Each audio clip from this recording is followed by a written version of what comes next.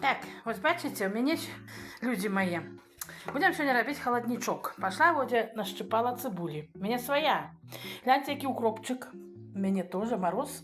У нас не было морозу. И цибуля морозу не боится. Я вам неколи показывала, что у меня на грядке и под снегом ничего не змерзло.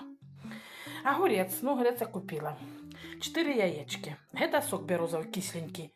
Я заранее вам хочу сказать, с кисло-березового сока мы все время я заготовляю на лето, делаем холодники. И он кисленький, не надо ни уксус, ни лимонка. Ну, кто любит, хай добавляю. Ну, муж мой, конечно, любит кислейше, я то не. И он еще может добавить лимонной кислоты, ці уксусу, неважно. А у меня сок березовый, все, кисленький, с погреба, натуральный продукт, без ничего. Сейчас зробим холодник.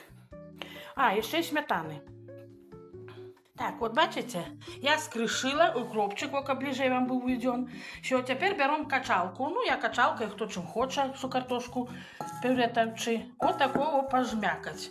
Добре треба пожмякать, щоб трошки сок пустив. Ну, такого, да? Пожмякать. Всю готовку. И трошки взять сольки. Ну, естественно, надо посолить.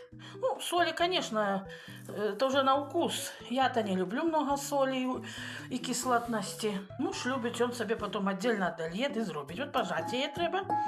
И все, и добавим сметаны, яйцо и сок. Так, ну вот, получился у меня холодник. Бачите, який?